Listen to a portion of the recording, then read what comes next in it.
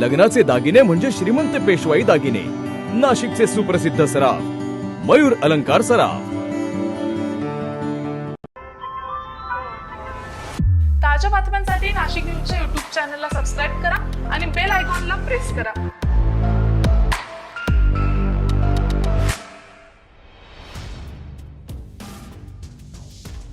नाशिक शहराला पाणीपुरवठा करणाऱ्या गंगापूर मुकणे धरणातील आरक्षित पाणीसाठा कमी होत चाललेला आहे, तर दुसरीकडे धरणात एकूण अवघा 30% पाणीसाठा शिल्लक आहे।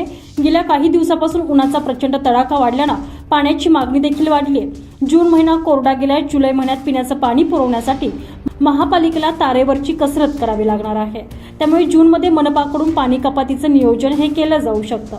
नाशिक महापालिकेनं जिल्हा प्रशासनाकडे 6100 दशलक्ष घनफूट पाणी आरक्षण मागितलेलं होतं, मात्र जलसंपदा आणि जिल्हा प्रशासनानं मनपाची मागणी धुडकावून लावत मनपाच्या पदरात केवळ 5314 दशलक्ष घनफूट पाणी दिले।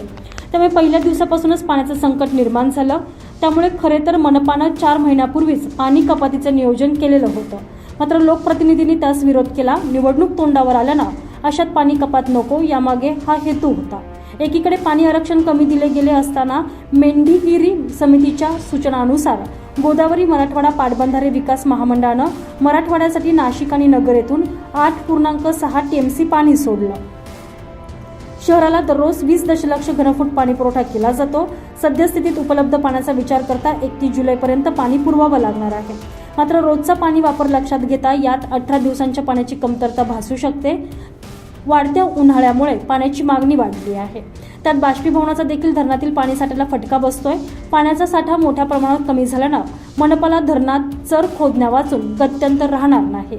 चर खोदल्यानंतरच मनपाच्या पंपिंग स्टेशनवरील जॅकवेलपर्यंत पाणी आणता येऊ शकते, मात्र हे चर खोदकामही आचारसंहितेत अडकलेलं आहे।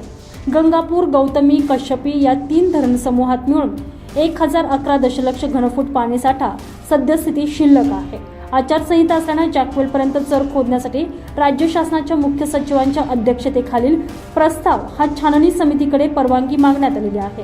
मात्र निवडणुकीचा 5वा टप्पा संपल्यानंतर देखील निवडणूक आयोगाकडून अत्यावश्यक प्रस्ताव अद्यापपर्यंत मंजूर होऊ शकलेला नाही।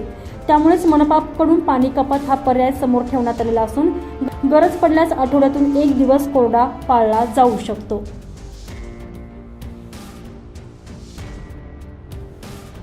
संजय परमार, नाशिक न्यूज, नाशिक।